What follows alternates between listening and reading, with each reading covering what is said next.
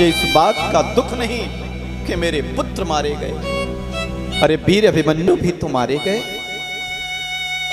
अरे युद्ध होता है तो क्षत्रिय तो युद्ध में लड़ते लड़ते मर ही जाता है या जीत जाता है, दो ही काम होता है। मुझे इस बात का दुख बिल्कुल नहीं है कि मेरे पुत्र मारे गए, क्योंकि एक ने एक दिन तो व्यक्ति को मरना ही है, यही सच्चाई है। लेकिन दुख तो मुझे इस बात का है कि इसने मेरे सोते हुए बच्चों को मारा। अगर एक बार मेरे बच्चे जागते होते और भगवान गोविंद का एक बार भी नाम ले लिए होते तो उनका उद्धार हो जाता, उनका मोक्ष हो जाता। हे अर्जुन, मैं ये बात आपसे इसलिए कह रही हूं कि छोड़ दो, क्योंकि ये तुम्हारे गुरु द्रोणाचार्य के पुत्र हैं और मुझे तो ऐसा लग रहा है कि तुम्हारे गुरु ही सामने खड़े हैं। और मैं ये नहीं चाहती कि जो पुत्र के शोक में एक माता को जो कष्ट होता है वो कष्ट गुरु माता को हो, ये कष्ट मैं नहीं देना चाहती। इसीलिए मैं चाहती हूँ कि आप अश्वत्थामा को मत मारिए, छोड़ दीजिए। धर्मराव युधिष्ठिर ने कहा द्रौपदी बिल्कुल सही कह रही है, अर्जुन अश्वत्थामा को छोड़ दो। भीमसेन खड़े थे, अर्जुन ने कहा भैया भीम आप बताइए। भीमसेन ने कहा तुम छोड़ दोगे तो मैं मार दूंगा, ये दुष्ट है, ये पापी है, ये बाल हत्यारा है, इसे तो छोड़ना नहीं। नकुल सहदेव ने कहा बिल्कुल इसको तो मार ही दो, छोड़ो मत। और देखो वहीं पर खड़े थे भगवान। भगवान कहते हैं जब मुझसे कोई व्यक्ति पूछता ही नहीं तो फिर मैं जवाब क्यों दूं। अर्जुन भगवान के चरणों में गिर पड़ा और बोलने लगा बताइए भगवान मैं क्या करूं। तो भगवान बोल उठे ब्रह्म बंधुर्न हंतव्य आतताये बधान हरण मैं वो भयमाना तुम परिपाहनुशासनम परिपाहनुशासनम ब्रह्मबंधुर्न हंतव्य। देखो ये ब्राह्मण है, इसकी हत्या मत करो। फिर देखो ये आताताई है, ये पापी है, ये दुष्ट है, इसको तो मार ही दो। कहते हैं ब्राह्मण कैसा भी हो लेकिन उसकी हत्या नहीं करनी चाहिए, और पापी कोई भी हो उसे मार ही देना चाहिए। भीमसेन बड़े जोर से हंसे और बोले देखो न्यायाधीश का न्याय है, मार भी दो और छोड़ भी दो, ये दोनों काम कैसे होगा, काम तो एक ही होगा। भगवान ने कहा भीम जी अर्जुन ने गीता सुनी है, अर्जुन को निर्णय लेने दो। अर्जुन समझ गए और अर्जुन ने कहा जिसका मान सम्मान हो उसका अपमान कर दिया जाए तो मृत्यु दंड के बराबर होता है। अश्वत्थामा के मस्तक में रखी मणि को निकाल लिया, आधे बाल मोड़ दिए और डांट करके अपमानित करके अश्वत्थामा को उसको निकाल दिया, बाहर भगा दिया। अश्वत्थामा जाने लगा, उसने कहा इन पांडवों की इतनी जुर्रत, मेरा अपमान किया, मेरी मणि निकाल ली। यद्यपि कहते हैं ना, कहना तो उसे ये चाहिए कि देखो मैंने काम तो मारने वाला किया था लेकिन पांडवों ने मुझे छोड़ दिया। लेकिन कहते ना ऊंच निवास नीच करतूती, निवास तो ऊंचा है लेकिन करनी जिसकी निम्न है, नीच है, उसे क्या कहेंगे। बाहर गया, उसने कहा मैं पांडवों का वंश नहीं चलने दूंगा। फिर बड़े जोर से हंसने लगा, ओहो पांडवों के वंश में बचा ही कौन, द्रौपदी के 5 पुत्र थे तो मैंने मार दिया, अब कौन बचा। अचानक ध्यान आया कि जब अभिमन्यु मारा गया उस समय उसकी पत्नी उत्तरा सती नहीं हुई थी, क्योंकि उसके पेट में बालक था, वो गर्भिणी थी। ओहो, तो उसके गर्भ में बालक पल रहा है। सो देखो अश्वत्थामा ने एक कुसा लिया, अब अभिमंत्रित करके उस उत्तरा के गर्भ में उस बालक पर ब्रह्मास्त्र का प्रयोग कर दिया और 4 बाण इधर पांडवों के लिए 5 बाण चला दिया। अब देखो माता उत्तरा का गर्भ जो है जल रहा है। इधर भगवान श्री कृष्ण हस्तिनापुर से द्वारिका जाने के लिए तैयार हुए। भगवान का एक पैर जमीन पर है और एक पैर भगवान का रथ पर है। और जैसे दूसरा पैर उठाने ही वाले थे कि दौड़ी दौड़ी उत्तरा आई और भगवान श्री कृष्ण के चरणों में गिर पड़ी। पाहि पाहि महायोगिन देव देव जगतपते नानं तद भयं पश्ये यत्र मित्रुः परस्परं नान्यं तद भयं पश्ये यत्र मित्रुः परस्परं। पाहि माम, हे महायोगिन, हे देवाधिदेव, हे जगदीश्वर, आप महायोगी हैं, आप हमारी रक्षा कीजिए, हम आपकी शरण में। कुछ शब्द ऐसे हैं जिन्हें बोलने के बाद मानो संपूर्ण शरणागति भगवान के प्रति हो जाती है या किसी के प्रति। त्राहि माम और पाहि माम, मैं पूर्ण रूप से आपकी शरण में हूं, आप मेरी रक्षा कीजिए, आप मेरी सहायता कीजिए।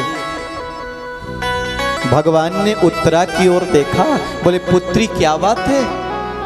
उत्तरा ने कहा भगवान, मुझे इस बात का दुख नहीं है कि मैं मर जाऊंगी, इस बात का मुझे दुख है कि मेरे पेट में जो बालक पल रहा है यही पांडवों का वंश चलाने वाला है, यही वर बचा है।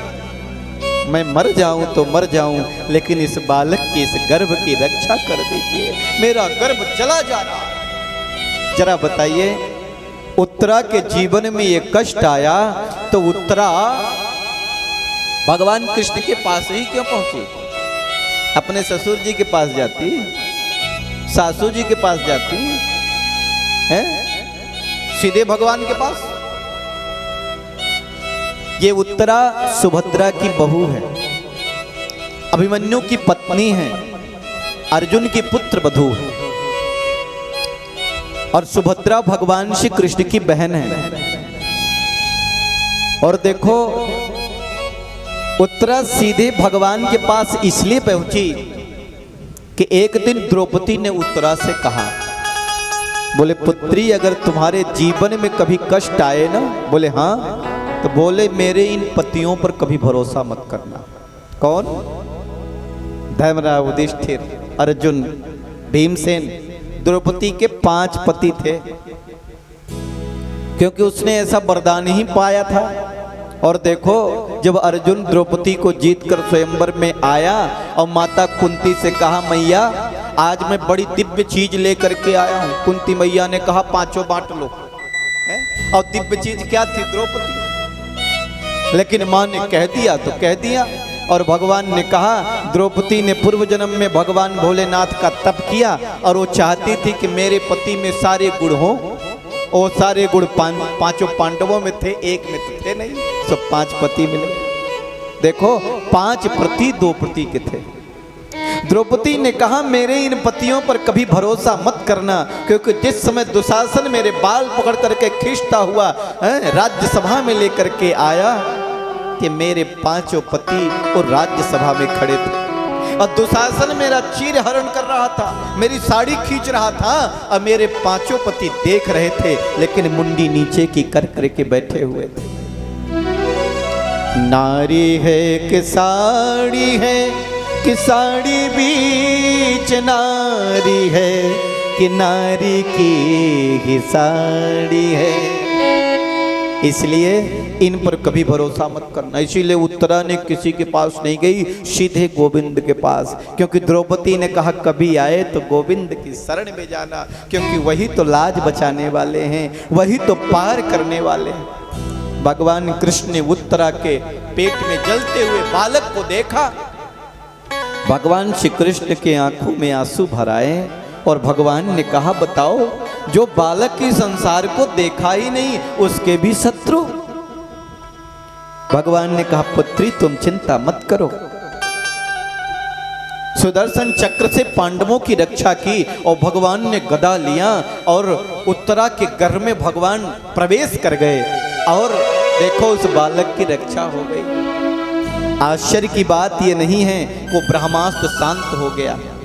वो बालक पुनः जीवित हो गया।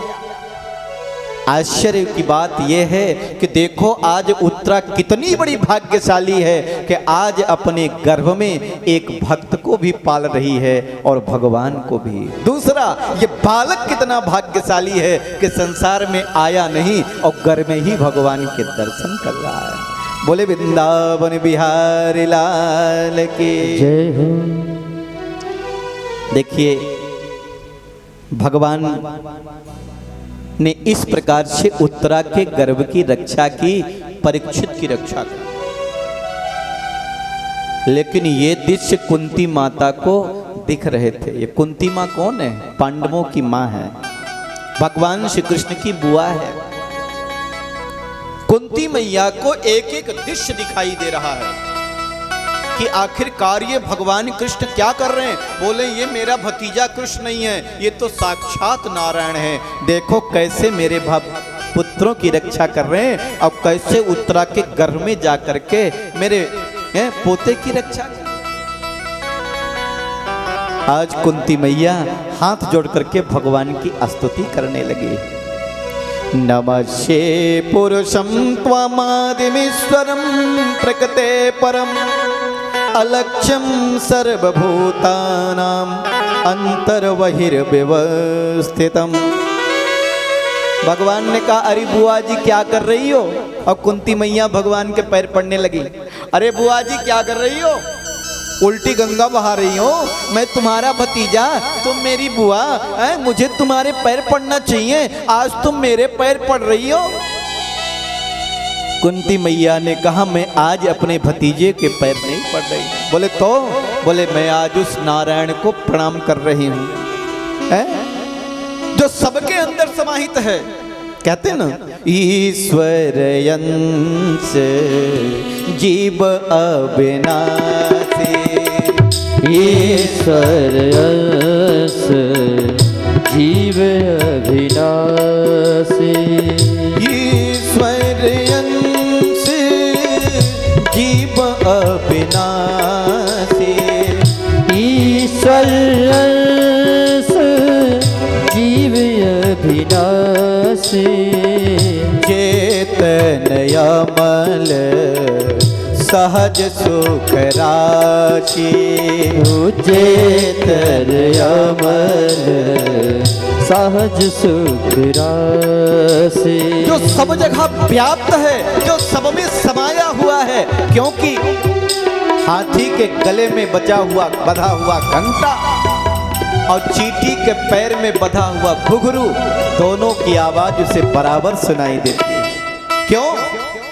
क्योंकि उसे चींटी के घुघरू के पैरों की आवाज सुनने के लिए जाना नहीं पड़ता, कान लगाना नहीं पड़ता। वो चींटी के अंदर भी होता है और हाथी के अंदर भी होता है, सब जगह व्याप्त है।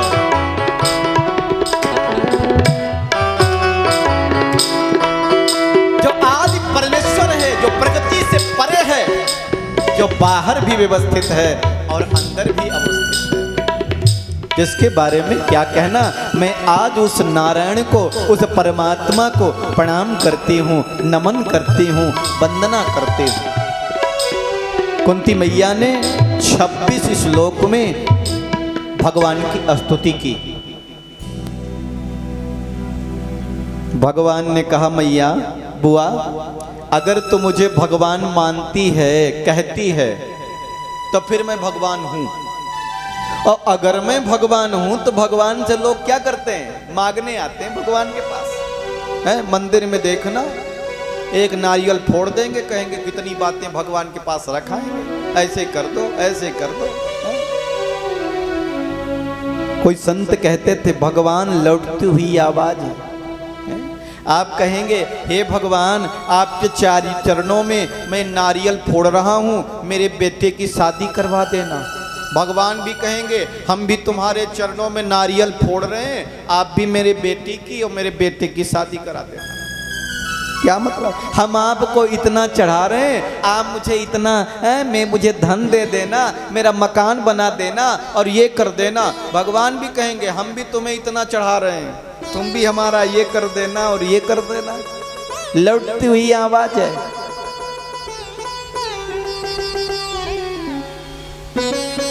हम करते क्या हैं? भगवान कहते हैं भगवान के पास व्यक्ति केवल मांगने जाता है। अच्छा, कभी मंदिर में जाकर के हनुमान जी से पूछा, हनुमान जी आपको मच्छर काटते क्या? आपको गर्मी लगती क्या? ठंडी लगती है? बोले बाबा लगती है क्या ठंडी गर्मी? हाँ, हर हर महादेव, जल चढ़ाते जा रहे हैं, बेल पत्ती चढ़ाते जा रहे हैं। बैजनाथ धाम गए हो कि नहीं? बहुत सब लोग गए होंगे करीब करीब, पास में जाते हैं ऐसे चढ़ते, वहां पे देखना भोले बाबा के पास लगेगा, भोले बाबा की खोपड़ी जो है तो खींच लेंगे, ऐसे निकाल लेंगे वहां से। क्या कहोगे? दर्शन तो छोड़ो, इतना ऐसे टूटते हैं, ऐसे ऐसे करके ऐसे पकड़ के। हाँ, और देखो मैं आगे बोलने वाला नहीं हूँ। मैं नहीं कहता कि भगवान के दर्शन न करने जाओ, लेकिन आप श्रद्धा से प्रेम से, ऐसे लग रहा है जैसे नोच ही लेंगे भगवान को। भगवान को श्रद्धा से प्रणाम करो, दूर से भी प्रणाम करो तो भी देख लेगा भगवान। ऐसा नहीं कि भगवान की शिवलिंग को छू लोगे, पिंडी छू लोगे तभी लाभ मिलेगा। दूर से भी छू कर सकते हैं प्रणाम आप। श्रद्धा होनी चाहिए, वो आपकी भाव होना चाहिए, तो फिर भगवान मिल ही जाएगा। भाव का भूखा हो मैं बस, भाव ही एक सार है। भाव का भूखा हो मैं, भाव ही एक सार है। भाव से मुझको भजो तो भव से बेड़ा पार है। भव से बेड़ा पार है। भाव का भूखा हो मैं बस, भाव ही एक सार है। भाव का भूखा हो बस, भाव ही एक सार है। भाव से मुझको भजो तो भव से बेड़ा पार है। भाव से मुझको भजो तो भव से बेड़ा पार है। भाव का भूखा हो मैं। मीठी मीठी ताली बजाते रहें। भगवान को भाव से ही पाया जा सकता है, प्रेम से ही पाया जा सकता है।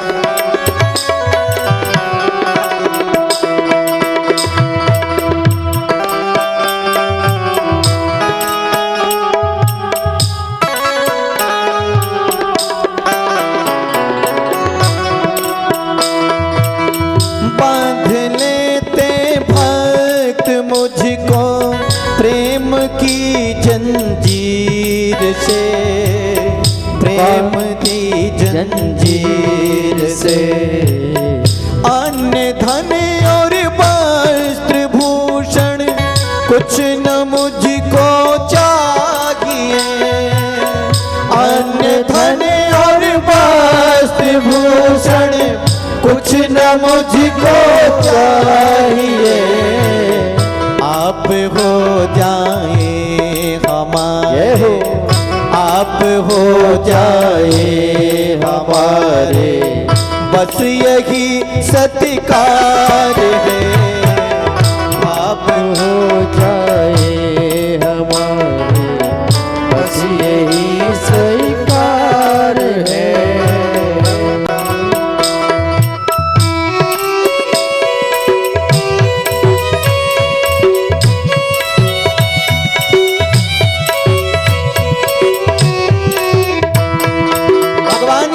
बिना भाव के कुछ भी दो, मैं उसे लेता नहीं।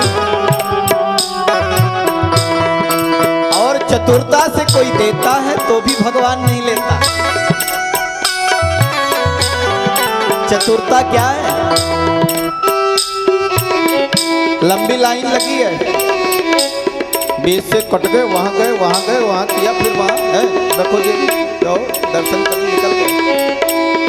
मैं नहीं कहता मत जाओ, लेकिन कपट नहीं, छल नहीं। भगवान के अर्चन में भी छल, बंधन में भी छल, पूजा करने जा रहे हैं वहां भी छल, वहां भी चतुरता।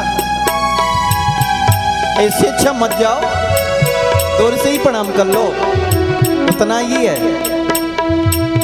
भाव बिन कुछ भी वो देवे मैं कभी लेता नहीं, भाव बिन कुछ भी देवे मैं उन्हें लेता नहीं।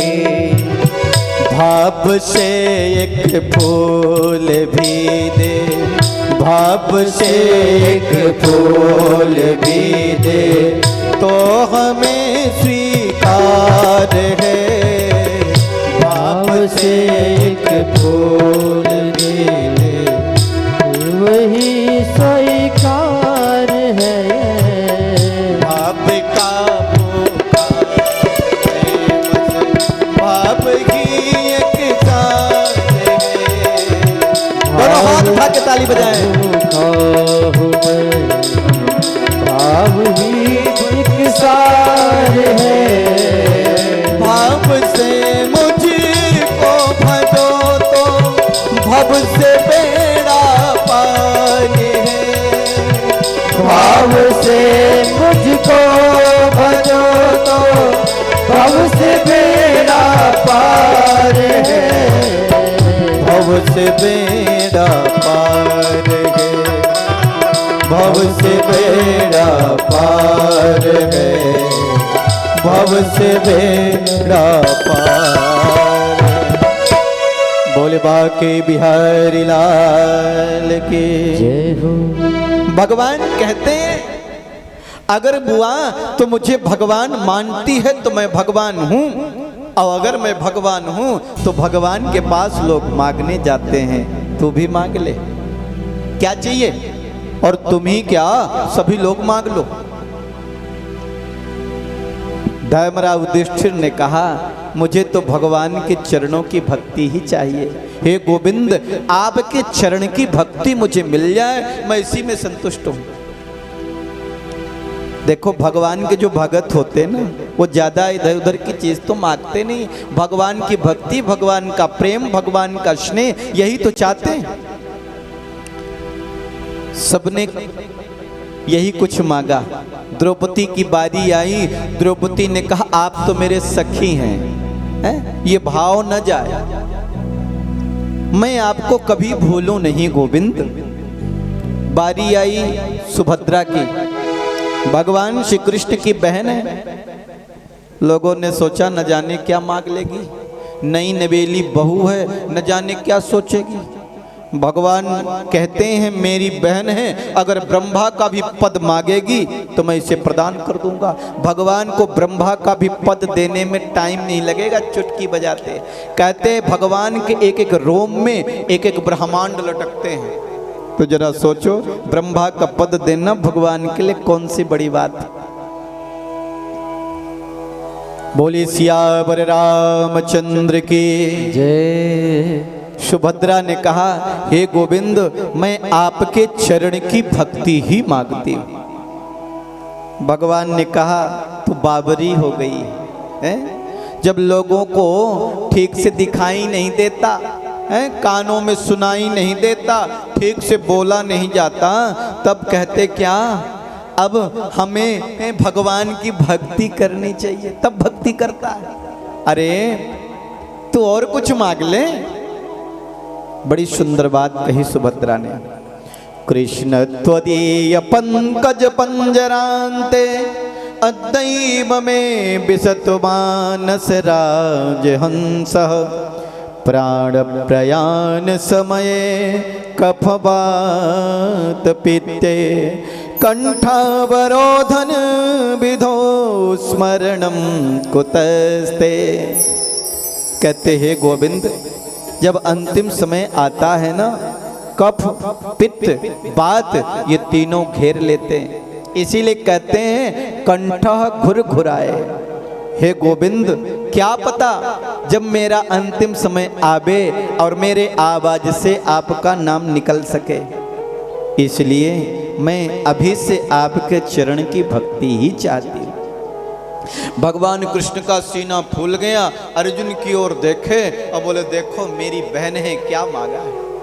बारी आई कुंती मैया की, और कुंती मैया ने कहा मैं भी मांग लूं। भगवान गोविंद ने कहा बुआ तूने इतना कष्ट सहा है, तू मांगने की देरी करेगी, मैं देने की देरी नहीं करूंगा। जरा 2 मिनट कुंती के चिंतन पर विचार करिए, कुंती के बारे में चिंतन करिए। महाराज सूरसेन की पुत्री, बचपन का नाम था पृथा। कुंती भोज ने गोद ले लिया, नाम हो गया कुंती। और देखो जब शादी हुई तो शादी हो गई महाराज पांडु से। महाराज पांडु को श्राप था, किसी नारी को काम वासना से स्पर्श करोगे तो वो तुम्हारी मृत्यु हो जाएगी। और देखो पति का सुख मिला नहीं।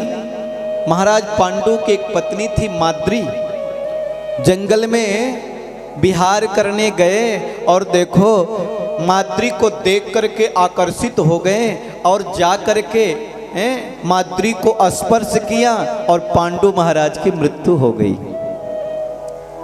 भरी जवानी में पति मर गया, जरा बताओ उस नारी का क्या होगा।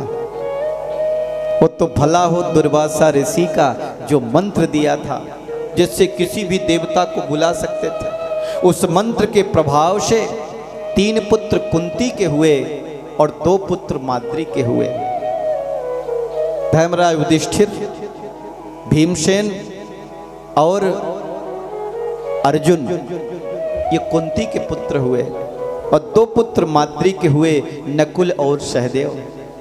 लेकिन इनके जो 5 पुत्र हैं कुंती मैया के, दुर्योधन जो 100 भाई है, धृतराष्ट्र के 100 पुत्र हैं, पांडवों को मारने के लिए 24 घंटा तत्पर है। कभी विष दिया जाता है, कभी लाग का महल बना करके जला देना चाहते हैं, कभी भरी सभा में पुत्र वधू की चीरहरण किया जाता है।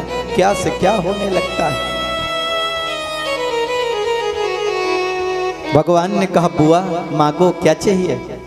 कुंती मैया ने कह दिया विपदः सन्तु न शाश्वत तत्र तत्र जगत गुरु। हे भगवान मुझे विपत्ति दे दीजिए। अच्छा जरा बताओ कोई विपत्ति मांगता क्या, कोई दुख मांगता क्या। कुंती मैया कह रही भगवान अगर देना ही चाहते तो मुझे दुख दे दीजिए, और एक दुख खत्म हो जाए कि दूसरा दुख मेरे जीवन में आ जाए, और दूसरा खत्म हो तो तीसरा आ जाए।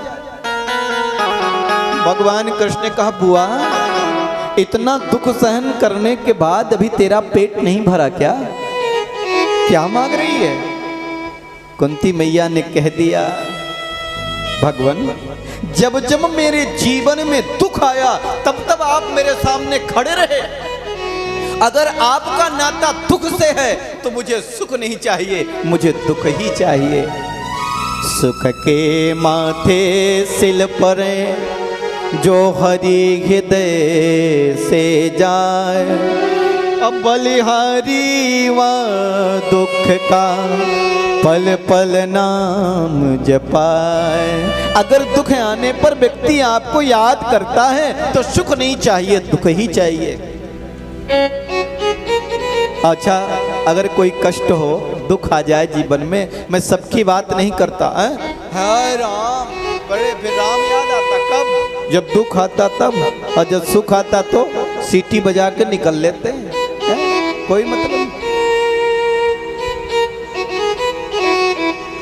दुख में सुमिरन सब करे, सुख में करे न कोई, और दुख में जो सुमिरन करे,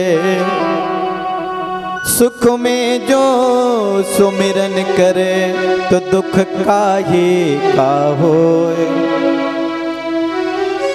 दुख में सब सुमिरन करें, सुख में करें न कोई, और सुख में जो सुमिरन करें तो फिर दुख काहे का होए। इसीलिए दुख चाहिए। हनुमान जी ने कह दिया था क्या विभीषण जी से, कह हनुमंत विपति प्रभु सोई, कह हनुमंत विपत प्रभु सोई। जब तब सुमिरन भजन न होई, जब तब सुमिरन भजन न होई। जब तब सुमिरन भजन न होई। जब तब सुमिरन भजन न होई। हनुमान जी कहते सबसे बड़ा दुख तो जीवन में वह है जब व्यक्ति भगवान को भूल जाए और भगवान का भजन भूल जाए, कीर्तन भूल जाए। समझ लो जीवन में सबसे बड़ा दुख तो यही है। और दुख क्या होगा? दुख भी तुम्हें प्यारे हैं, सुख भी तुम्हें प्यारे हैं। मांगो मैं किसे भगवन, दोनों ही तुम्हारे। मालूम जिसे भगवान, दोनों ही तुम्हारे हैं। सुख भी तुम्हें प्यारे हैं, दुख भी तुम्हें प्यारे हैं। छोड़ो मैं किसे भगवन, दोनों ही तुम्हारे। ओ छोड़ो मैं किसे भगवान, दोनों ही तुम्हारे हैं। छोड़ो मैं किसे भगवन, दोनों ही तुम्हारे हैं। छोड़ो मैं किसे भगवन, दोनों ही तुम्हारे हैं।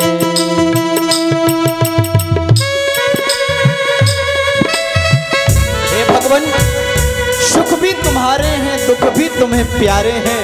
मैं किसे छोड़ूं और किसे अपनाऊं, दोनों तो तुम्हारे हैं।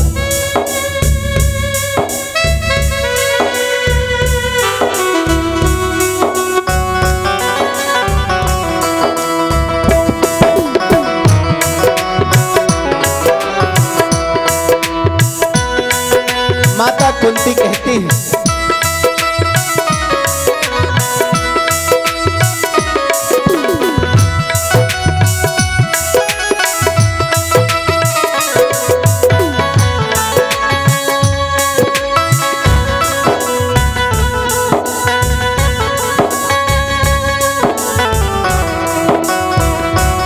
सुख दुख ही तो जीवन की गाड़ी को चलाते हैं। सुख दुख हो जीवन की गाड़ी को चलाते हैं। जो भव पथ पर भटकते, सुख दुख ही मिलाते हैं।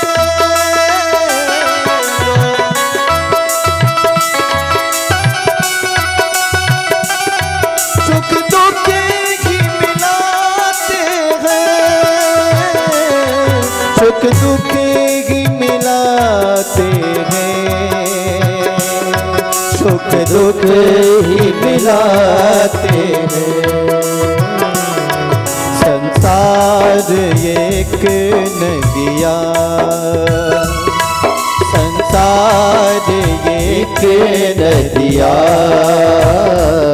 सुख दुख ही किनारे हैं। छोड़ो मैं किसे भगवन, दोनों ही तुम्हारे हैं।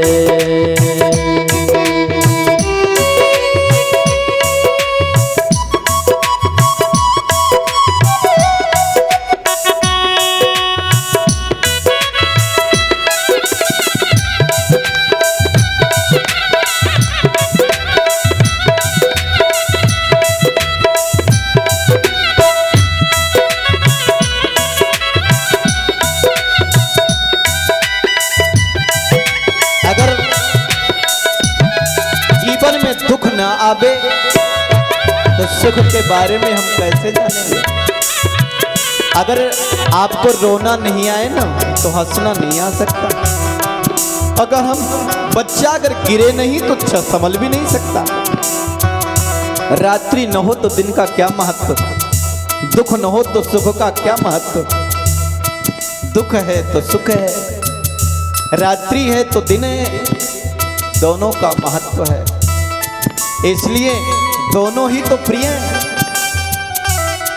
कुंती मैया कहती है, हे भगवान आप जो चाहो वो दे दो।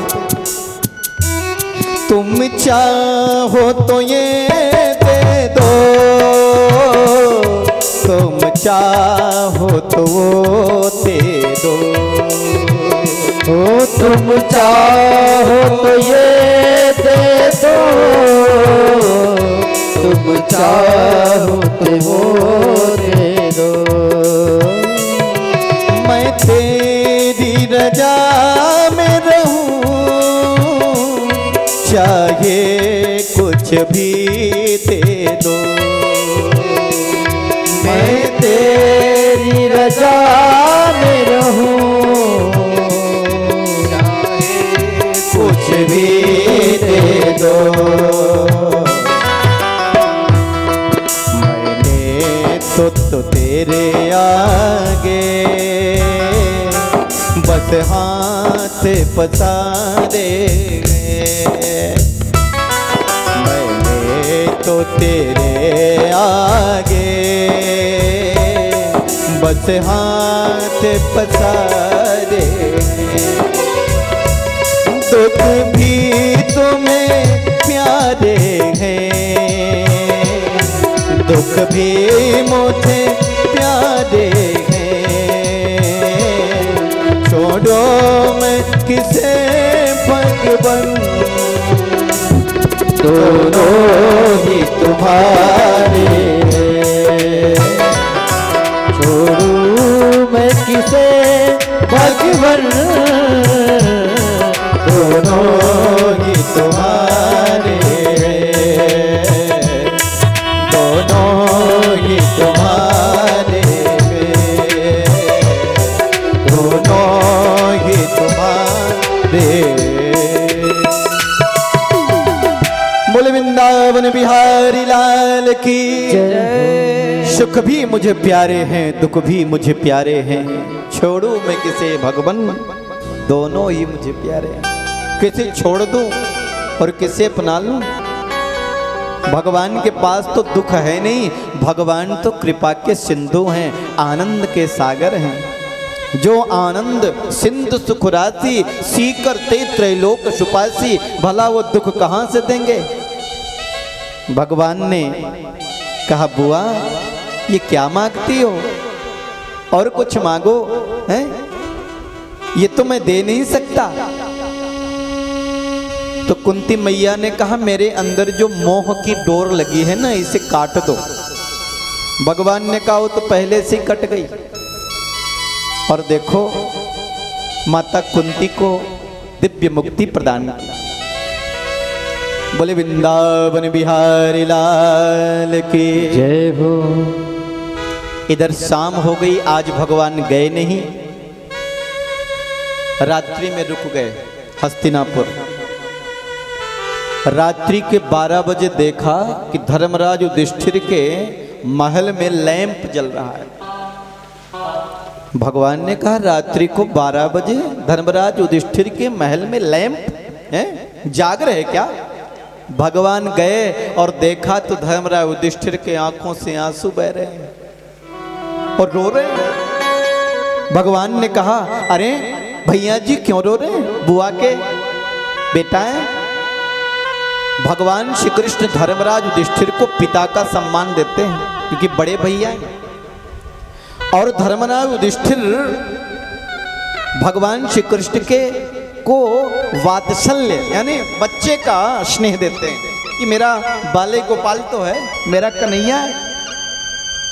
भगवान गए और बोले अरे दादा, अरे भैया जी क्यों रो रहे हैं, अरे महाराज आप क्यों रो रहे हैं, हस्तिनापुर के राजा हो गए।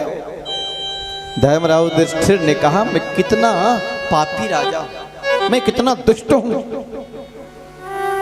अहो में पश्यता ज्ञानम हृदि रूढ़म दुरात्मनः। अरे अब पछताने से क्या होगा, मैं कितना बड़ा पापी हूं, राज्य को पाने के लिए अपने ही भाइयों को मरवा दिया।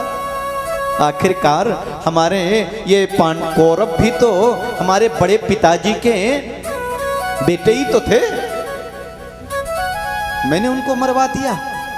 राज्य को भोगने के लिए कितने सैनिकों को मरवा दिया, अपने ही राज्य के कितनी औरतें विधवा हो गई, उसका सब कारण तो मैं ही हूं। राज्य को पाने के लिए, अरे ये पश्चाताप करने से भी क्या होगा, मैं कितना पापी हूं, मैं कितना दुष्ट हूं, मेरा हृदय कितना क्रूर है। भगवान ने बहुत समझाया, कहा देखो राजन, सब अपने कर्मों के अनुसार फल पाते हैं। कर्म प्रधान विश्व रचिराखा, कर्म प्रधान विश्व रचिराखा। जो जस करहि सो तस फल चाखा, जो जस करहि तो तस फल चाखा। कर्म प्रधान विश्व रचिराखा, कर्म प्रधान विश्व करिरा। सब अपने कर्मानुसार दुख और सुख को भोगते हैं। किसी कवि ने लिखा है, रास्ते तबाही के खुद ही निकाले हमने और कर दिया दिल किसी पत्थर के हवाले हमने। मुझे मालूम है क्या सेह है मोहब्बत लोगों, अपना घर फूंक कर देखे हैं उजाले हमने। कहें पड़ोसी मर जाए और स्वर्ग हमें हो जाए, ऐसा होगा क्या? अरे अपने मरने से ही स्वर्ग होता है। मेरे ही तो कर्म हैं जो हमें सुख दे रहे हैं और दुख दे रहे हैं।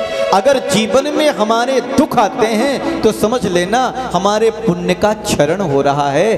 कभी भी दुख का आवे तो हमारा पाप खत्म हो रहा है, कभी भी पुण्य का उदय हो सकता है। और जीवन में अगर सुख आवे तो समझ लो हमारे पुण्य का क्षरण हो रहा है, कभी भी पाप टपक सकता है, कभी भी दुख आ सकता है। इसीलिए दुख आने पर ज्यादा दुखी होने की जरूरत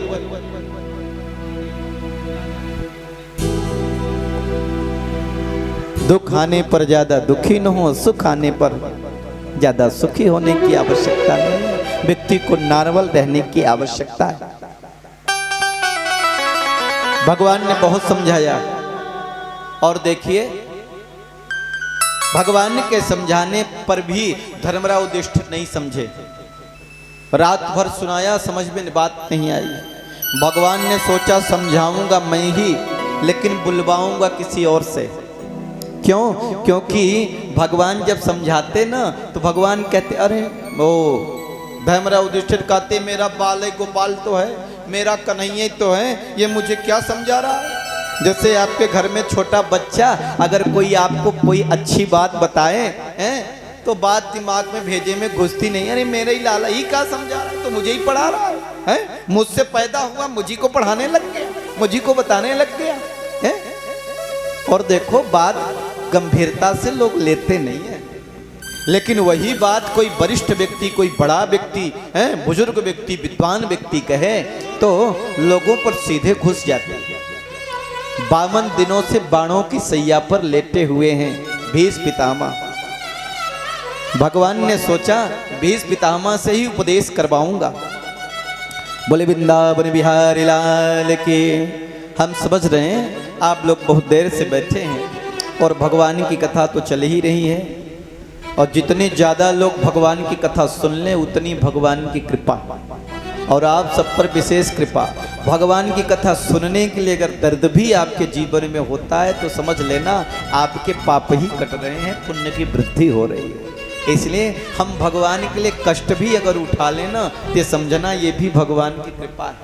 अगर भगवान का धन आपका धन अगर भगवान के लिए लग जाता है तो ये भी समझना कि भगवान की हम पर कृपा थोड़ी सी हो गई, क्योंकि हमारा धन अब प्रभु के काम में आ पा रहा है, लग पा रहा है। तो ये अपने आप को समझिए। 52 दिनों से बाणों की सैया पर भीष्म पितामह लेटे हुए हैं। भगवान साथ में पांडवों को लिया, द्रौपदी भी आई और सारे ऋषि भीष्म पितामह के दर्शन करने के लिए आ रहे। चलो पर्वतो नारदो धौम्यो भगवान बादरायण बृहद्दशवो भरद्वाज सशिष्यो रेणुकासुतः। पर्वत नारद धौम्य भरद्वाज और देखो सारे ऋषि जा रहे हैं, 5 पांडव जा रहे हैं, धर्मराज युधिष्ठिर अर्जुन भीमसेन नकुल सहदेव कुंती मैया और देखो द्रौपदी भी जा रही, सब भीष्म पितामह के दर्शन करने के लिए। और भीष्म पितामह कौन है? जिन्हें इच्छा मृत्यु का वरदान प्राप्त है। जब तक वो इच्छा न करें कि मैं मर जाऊं उनकी मृत्यु नहीं हो सकती। 52 दिनों से बाणों की सैया पर लेटे हैं, हजारों बाण उनके शरीर में छिदे हुए हैं, शरीर से एक एक रक्त का बूंद निकल गया है लेकिन जिंदा है। भगवान को जैसे भीष्म पितामह ने देखा और कहा वो हो मेरी मृत्यु को मंगल बनाने के लिए स्वयं गोविंद पधारे। 5 पांडव आए, भगवान ने भीष्म पितामह को प्रणाम किया। यद्यपि भीष्म पितामह भी भगवान को प्रणाम करना चाहते हैं, लेकिन भीष्म पितामह के शरीर में तो बाण छिदे, हाथों में बाण लगे, प्रणाम कैसे करें? तो मन ही मन करते हैं और भगवान तो सिखाते हैं। अभिवादनशीलस्य नित्यो वृद्धोपसेविनः तस्य चत्वारि वर्धन्ते आयुर्विद्या यशो बलम। अभिवादनशीलस्य कहते हैं बड़ों को, बुजुर्ग को, विद्वान को प्रणाम करने से, नमन करने से 4 चीज जीवन में बढ़ती है, आयु, विद्या, यश और बल। हम प्रातः काल उठते तो क्या करते हैं? बस उठे तो फिर नाश्ता लाओ, फिर ये करो, फिर वो करो, बाकी सब भूल ही जाते हैं। फिर अब ये जाना हो गया, सब खत्म। देखो दिनचर्या ठीक करिए अपनी। काराग्रे बसते लक्ष्मी कर मध्य सरस्वती करमूले तु गोविंद प्रभाते कर दर्शनम। सुबह सुबह उठिए तो दोनों हाथ की रेखाओं को ऐसे देखिए। कार अग्रे बसते लक्ष्मी, हाथ के अग्र भाग में लक्ष्मी माता का ध्यान करें। कर मध्य सरस्वती, मध्य में माता सरस्वती को देखें और मूल में तो हमारे गोविंद ही हैं। और भगवान सूर्य नारायण को प्रणाम करो। वैसे तो बड़ी बात बताई गई है, लेकिन कम से कम में इतना तो करें। और जमीन पर पैर रखने से पहले धरती माता को 3 बार प्रणाम करो, फिर पैर रखो।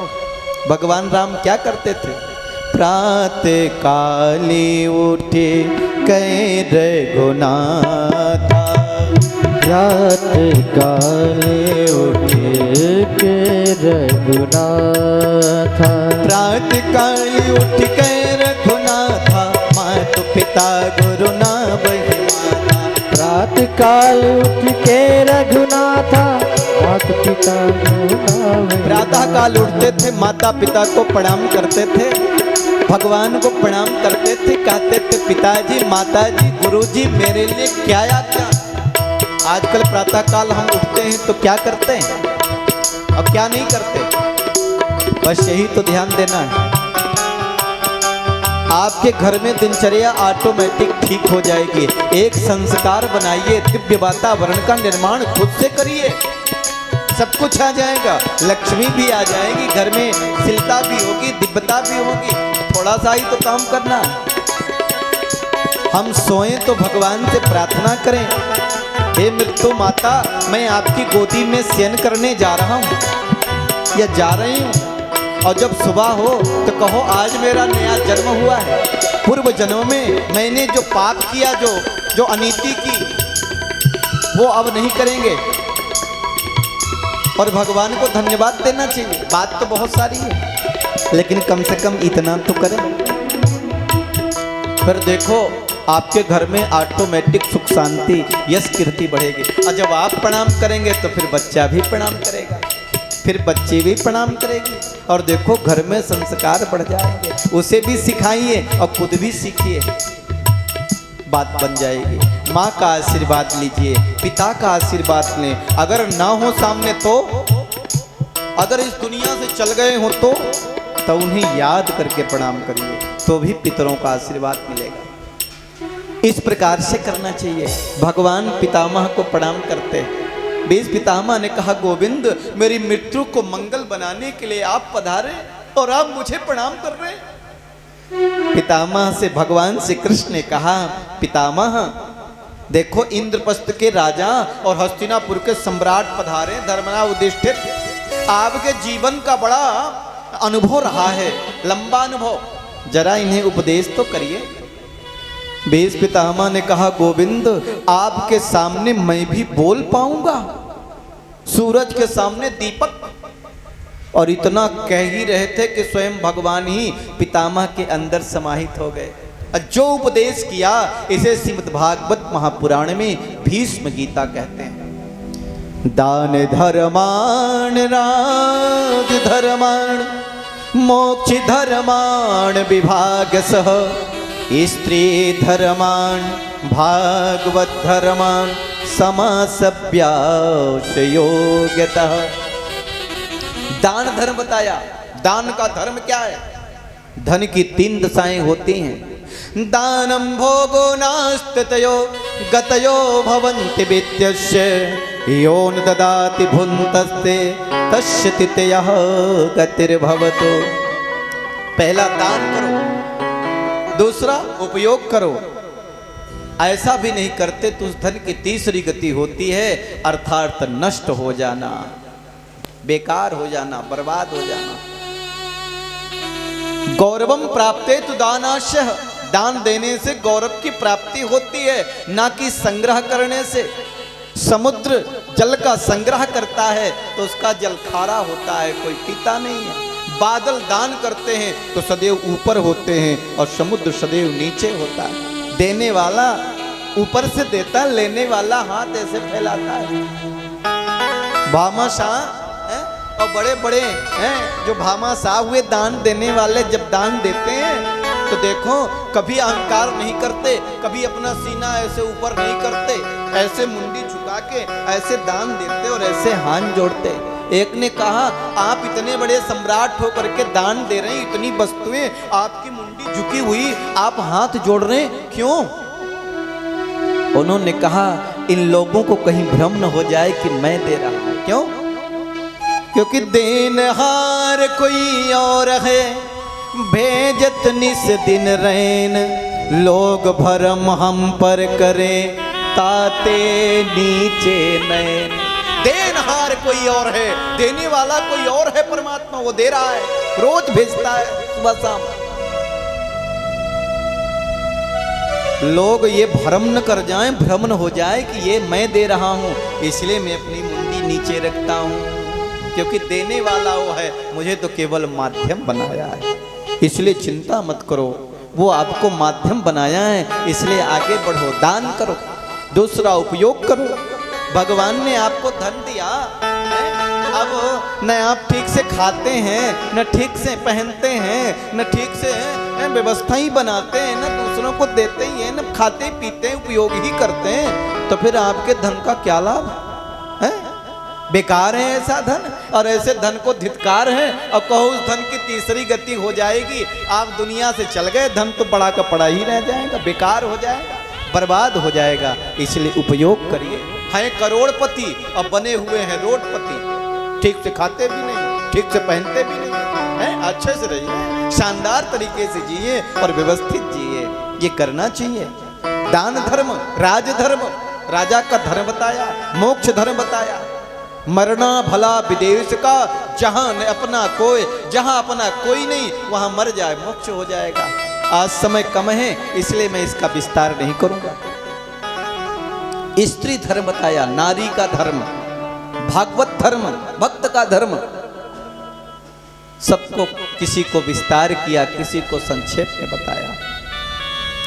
और देखते देखते भगवान की ओर देखने लगे। अब बोले गोविंद अब मुझे आपसे पर्सनल बात करनी है। भीष्म पितामह ने कहा इति मति रूप कल्पिता वितीष्णा भगवती स्वास्वत पुंग में विभूमि। मेरी एक पुत्री है, अब मैं उसका विवाह आपके साथ कर देना चाहता हूं। अर्जुन खड़े थे, बोले पितामह, और बड़े मुंह लगे थे भीष्म पितामह को, पितामह आपने शादी तो की नहीं, ये पुत्री कहां से आ गई? भीष्म पितामह ने कहा अर्जुन मैंने कहा था ना मेरी पर्सनल बात है, बीच में मत बोलना। ये तो गोविंद जानते हैं, ये पुत्री है मेरी बुद्धि। जब अब ये निष्पाप हो चुकी है, निर्मल हो चुकी है, ये शुद्ध हो चुकी है, अब मैं इसका विवाह गोविंद के साथ ही कर देना चाहता हूं। अपनी बुद्धि का, अपनी मति का जो गोविंद को वर्ण कर लेगी तो निश्चित रूप से कल्याण हो जाएगा और कमाल हो जाएगा। और देखते देखते कहा गोविंद मुझे वो दृश्य याद आता है। बहुत जल्दी आज की कथा समापन की ओर होगी।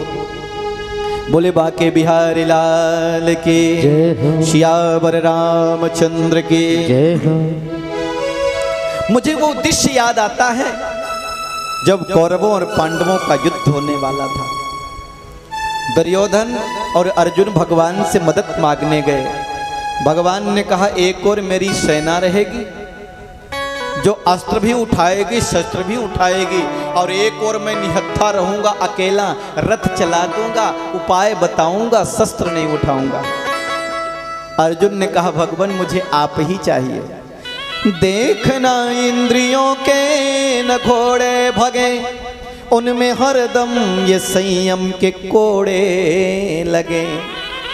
अपने रथ को सुमार्ग लगाते चलो, कृष्ण गोविंद गोपाल गाते चलो। हे प्रभु इंद्रियों को ठीक करने वाला ही तो चाहिए। इंद्रिय रूपी घोड़े कभी भगने न पाए, वो उसे लगाम अगर आपके हाथ में रहेगी तो फिर तो कमाल ही हो जाएगा। और देखो भीष्म पितामह ने कहा जब आप अर्जुन का रथ लेकर के कुरुक्षेत्र में आए तो गोविंद मैंने भी प्रतिज्ञा कर ली। क्या? अगर मैंने आज गोविंद से शस्त्र नहीं उठवाया तो शांतनु बिहारी नहीं, मैं गंगा पुत्र नहीं और शांतनु बिहारी नहीं।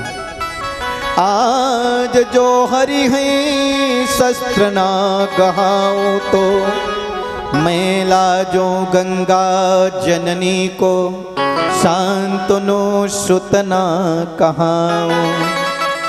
स्यंदन खंड महारथ खंडो, कपिध्वज सहित गिराऊं। पांडव दल सन्मुख हो धाऊं, सरिता रुधिर बहाऊं। और देखो भीष्म पितामह ने बाण चलाना स्टार्ट कर दिया, और एक बाण मारते हजार हजार बाण निकलता। देखो अर्जुन के रथ का झंडा निकल गया, मुकुट उतल गया, कान के कुंडल निकल गए। भगवान कृष्ण ने कहा अरे अर्जुन संभाल भैया संभाल, ये बूढ़ा बाबा तो कमाल करता है, एक बाण मारता हजार बाण निकलते हैं, जरा संभाल तो सही। अर्जुन ने कहा भगवान इनका नाम है भीष्म पितामह, इनसे युद्ध करना कोई मजाक नहीं है, कोई खेल नहीं है। और एक बाण तो भगवान के चरणों में भी पहुंचा दिया। और देखो अर्जुन का रथ टूट गया, एक बाण मारा कि अर्जुन का रथ ही टूट गया। भगवान ने अर्जुन के रथ का टूटा हुआ पहिया लेकर के और उठा करके पितामह को मारने के लिए दौड़ पड़े। भीष्म पितामह ने कहा जैसे ही भगवान दौड़े ना, वैसे भीष्म पितामह ने धनुष बाण फेंक दिया और दोनों हाथ जोड़ लिए और बोले गोविंद मार दो मैं यही तो चाहता था कि आप मेरे लिए शस्त्र उठाएं और आपने मेरे लिए शस्त्र उठा लिया। बस यही तो चाहिए था। अब मार दो। मैंने धनुष बाण फेंक दिया। इधर धरती कांपने लग गई। भगवान के कंधे पर रखा हुआ पटका जमीन पर गिरा और मानो वो धरती माता से कह रहा हो, अरे देवी, तुम्हें डरने की जरूरत नहीं है, तुम्हें कांपने की जरूरत नहीं है, तुम्हें कहीं जाने की जरूरत नहीं है। भगवान ने तो भक्त की प्रतिज्ञा को रखने के लिए अपनी प्रतिज्ञा तोड़ी है। नहीं तो कहते भगवान जब प्रतिज्ञा तोड़ देता है तो प्रलय हो जाता है। मानो धरती माता को सांत्वना दे रहा हो। स्वनिगम पहाय मत प्रतीज्ञा मतिम मधिकर तुम लुत्यतो रथस्य दितरथ चरणोय भया चलत गो हर रे वहंतो मेभम गतो त्वरीय। स्वनिगम पहाय मत प्रतिज्ञा। हे भगवान, आपने मेरे लिए अपनी प्रतिज्ञा तोड़ दी। गोविंद, मुझ में क्या था ऐसा जो आपने मेरे लिए प्रतिज्ञा तोड़ दी। अर्जुन आया, भगवान के चरणों में पड़ गया। बोले भगवान, आप शस्त्र मत उठाइए। मैं अब पितामह को पितामह नहीं देखूंगा, मैं शत्रु देखूंगा और बाण चलाऊंगा। भगवान ने रथ का पहिया फेंक दिया। भीष्म पितामह ने कहा, हे गोविंद, आपने मेरे लिए प्रतिज्ञा तोड़ दी, क्यों? भगवान मुस्कुराए और बोले, पितामह, आप जैसा महापुरुष तो हजारन हजार वर्ष जीना चाहिए। पितामह ने कहा, अब मैं जीना नहीं चाहता। और ऐसा अवसर देहांत काले तुम सामने हो, मुरली बजाते मन को लुभाते, यही गीत गा कर तननाथ त्यागो, गोविंद दामोदर माधवेति, गोविंद दामोदर माधवेति। अंतिम समय हो और भगवान सामने खड़ा हो, ऋषि खड़े हो, और जरा बताओ इस समय को कोई चूकेगा क्या? इतना तो करना स्वामी, इतना तो करना स्वामी, जब प्राण तन से निकले। इतना तो करना स्वामी, जब प्राण तन से निकले। गोविंद नाम लेकर फिर प्राण तन से निकले। गोविंद नाम लेकर जब प्राण तन से निकले। गोविंद नाम लेकर फिर प्राण तन से निकले। गोविंद नाम लेकर फिर प्राण तन से। मीठी मीठी ताली सभी लोग बजाइए।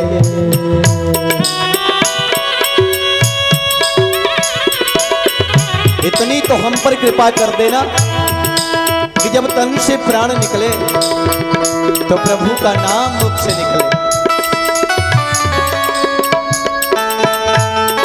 प्राण निकले तो वातावरण क्या हो, समय कैसा हो। आजकल तो हॉस्पिटल में वेंटिलेटर पर पाइप लगे लगे प्राण निकल जाते हैं, या जैसे निकाला निकल गया। मन में सोच रहे हैं वेंटिलेटर का ये पाइप कब निकालेगा, और जैसे निकाले कहीं मर न जाऊं। भगवान को तो भूल ही जाता, चले जाते।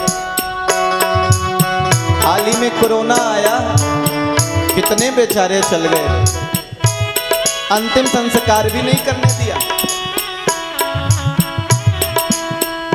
श्री गंगा जी का तट हो, यमुना का बंसी बट हो। श्री गंगा गंगा जी का तट हो या यमुना का बंसी बट। क्या हो? गंगा जी का तट। गंगा नाम लेने से ही व्यक्ति पवित्र हो जाता है। कहते माँ गंगा का नाम लेके मरे उसका तो मोक्ष ही हो जाता है, और गंगा जल आ जाए फिर कहना क्या।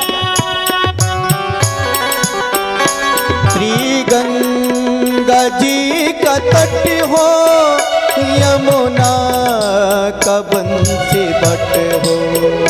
श्री गंगा जी का तट हो यमुना का बंसी बट हो। मेरा सावरा निकट हो, मेरा सावरा निकट हो, जब प्राण तन से निकले। मेरा सावरा निकट हो, जब प्राण तन से निकले।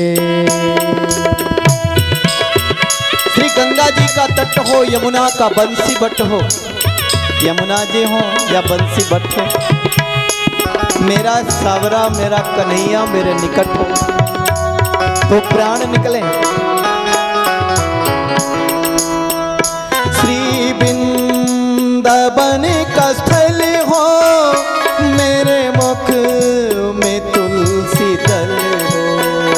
श्री वृंदावन का स्थल हो, मुख में तुलसी दल हो। विष्णु चरण का जल हो, जब प्राण तन से निकले। विष्णु चरण का जल हो, जब प्राण तन से निकले। इतना तो करना स्वामी, फिर प्राण इतना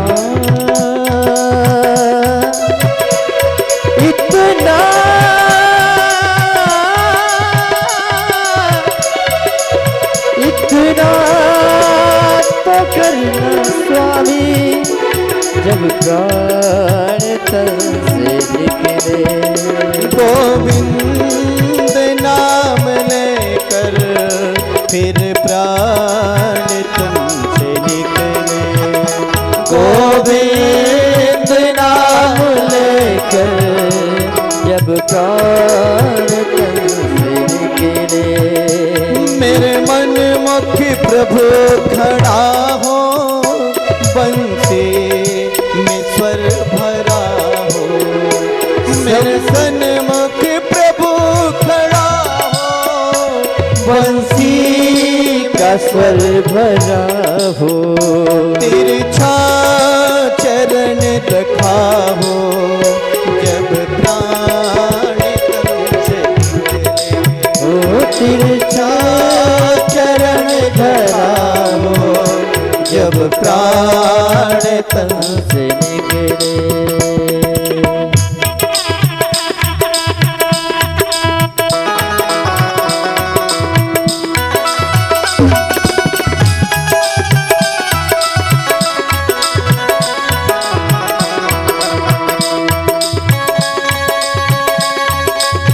मेरे प्राण निकले तो मेरा प्रभु मेरे सामने हो, बंसी का स्वर भरा हो और उसका तिरछा चरण पड़ा हो।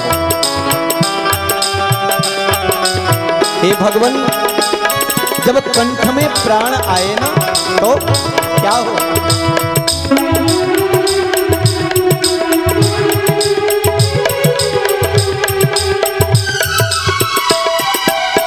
जब कंठ प्राण आवे,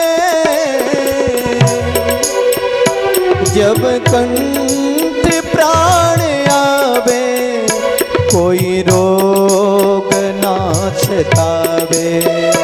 जब कंठ प्राण आवे, कोई रोग ना सतावे। जब कंठ प्राण आवे, कोई रोग ना सतावे। यम दरस ना दिखाए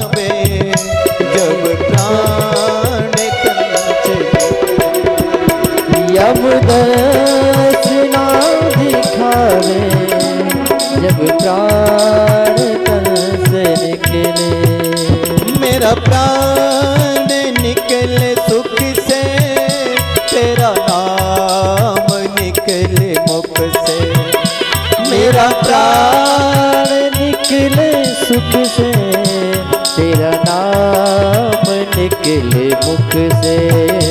बच जाऊं घोर दुख से, जब प्राण तन से निकले।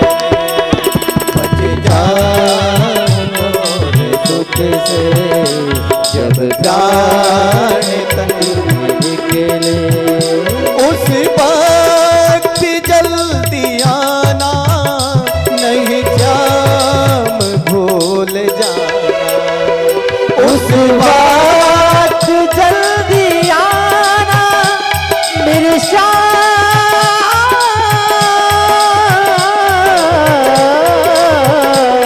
नहीं भूल जाना।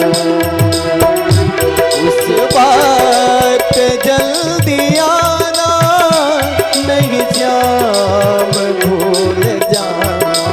उस वक्त जल्दी आना मेरे श्याम जाना।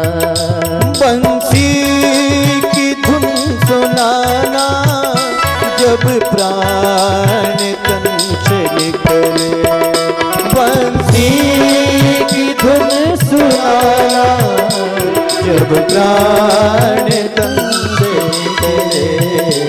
इतना तो करना स्वामी, जब प्राण तन से निकले।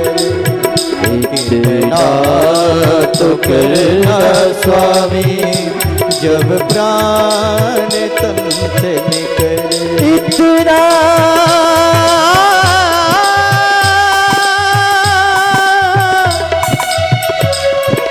इतना तो करना स्वामी, जब प्राण तन से निकले। गोविंद नाम लेकर फिर प्राण तन से निकले। गोविंद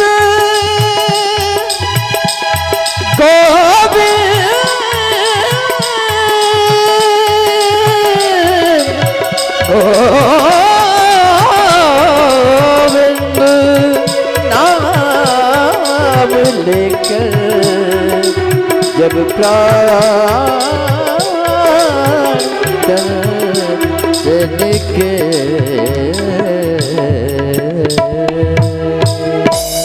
बोले वृंदावन बिहारी लाल की। भीष्म पितामह ने कहा ऐसी छवि कब होगी, किसकी होगी?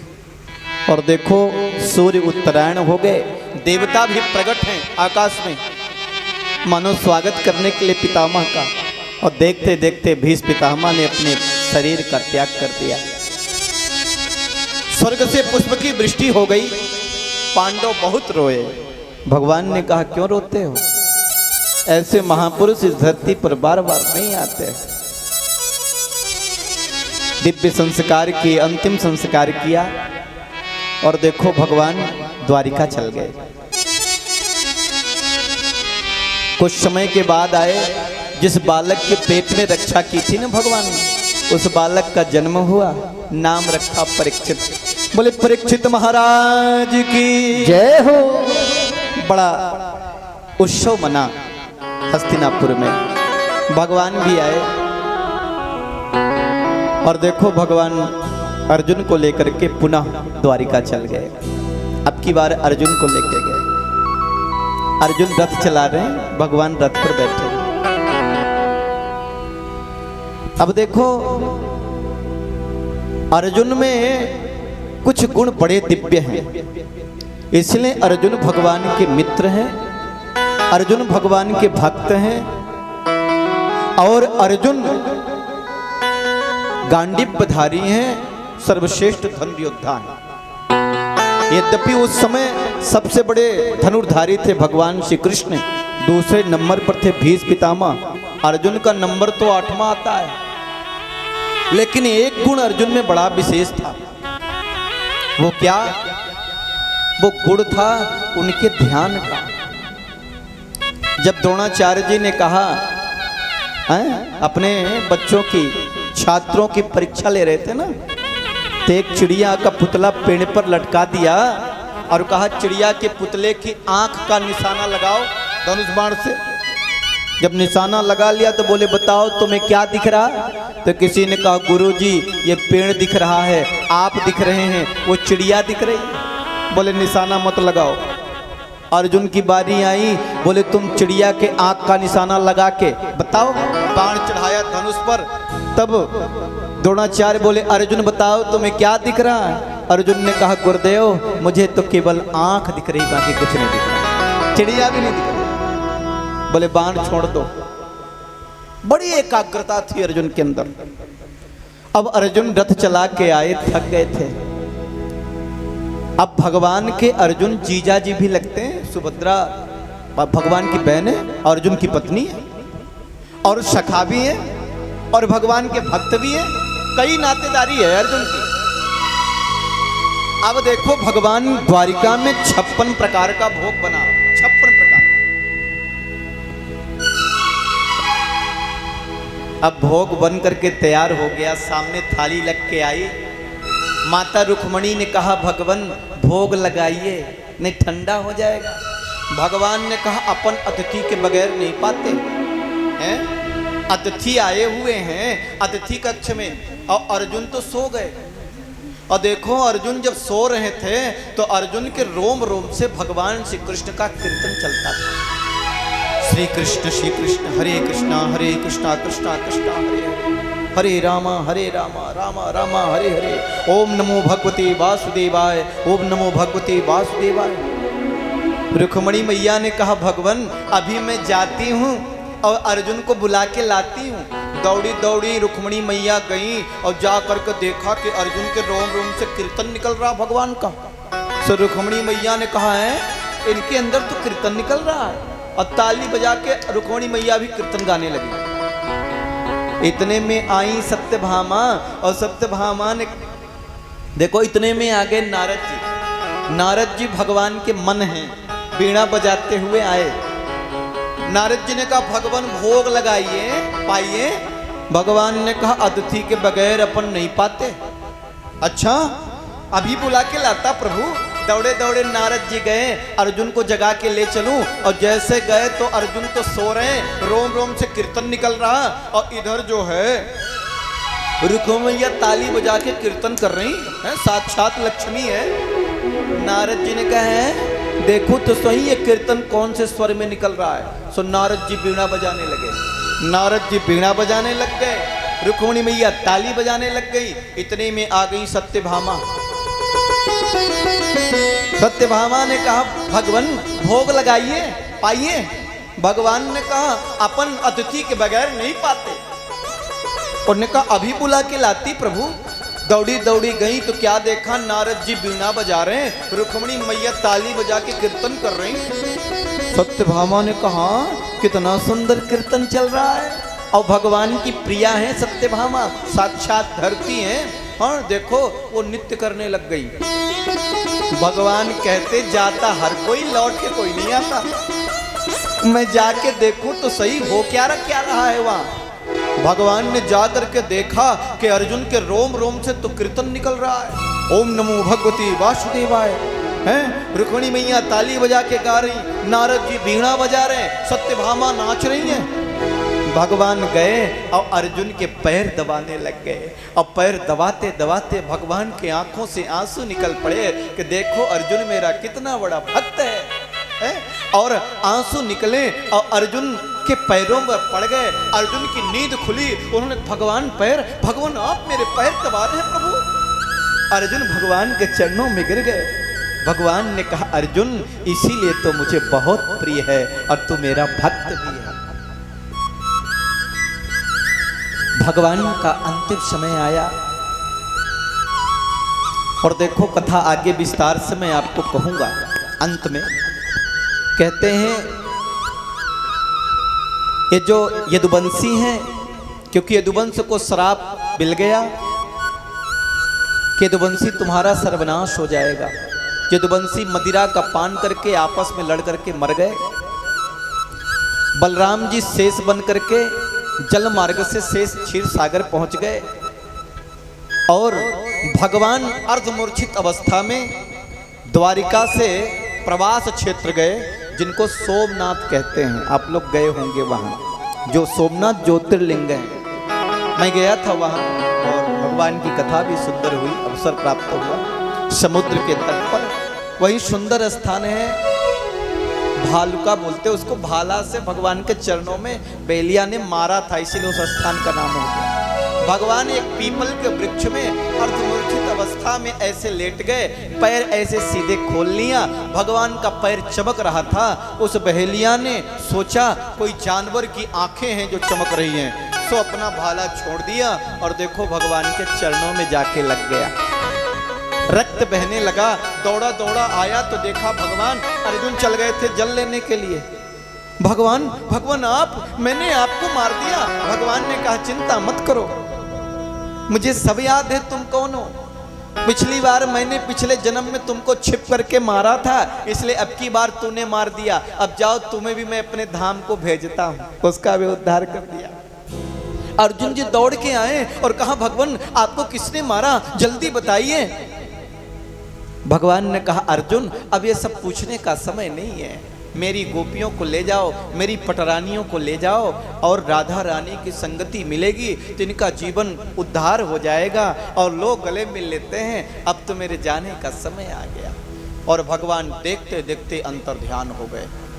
अर्जुन गोपियों को लेकर के चले और देखो रास्तों में भीलों ने लूट लिया और वो पटरानियाँ, वो यदुवंशी देखो महारानियाँ समुद्र में कहते हैं तालाब में कूद कूद करके अपने प्राण का त्याग कर दिया।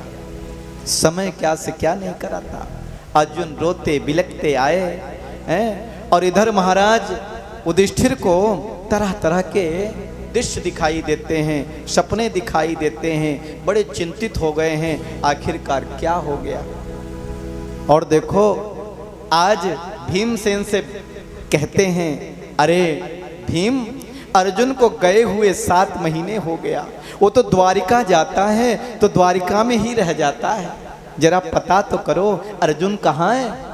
और पता कर ही रहे थे इतने में अर्जुन सामने आ गए। बोले अर्जुन तुम आ गए, तुम ठीक तो हो, अच्छे हो ना भैया, बताओ क्या हाल चाल है। अर्जुन तो कुछ बोलते नहीं। धर्मराज युधिष्ठिर ने कहा अर्जुन गोविंद ठीक तो हैं, तुम ठीक तो हो, और हमारे मामा वसुदेव तो ठीक है ना, अक्रूर जी ठीक हैं, बलराम जी ठीक हैं। सबके बारे में पूछा।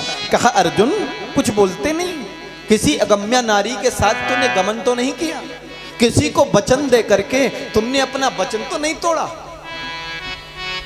कुछ नहीं बोलते अर्जुन। लेकिन जैसे भगवान श्री कृष्ण का नाम लिया अर्जुन खिलखिला के रो पड़े। अब बोले हे महाराज मेरे ममेरे भाई ने, आपके ममेरे भाई ने मुझे ठग लिया। वंचितो यहं महाराज हरिणा बंधरूपिणः येन मे प्रहितं तेजो देव विषमापनम महत। मेरे ममेरे भाई ने श्री कृष्ण ने मुझे ठग लिया। आज मुझे पता चला कि मेरे अंदर जो ताकत है, मेरे अंदर जो शक्ति है वो गोविंद की शक्ति थी। आज वही भील पटरानियों को लूट करके ले गए, वही अर्जुन वही बाण। कहते ना सब दिन होते न एक समाना, सब दिन होते न एक समाना, सब दिन होतना एक समान। सब दिन होते न एक समाना, सब दिन हो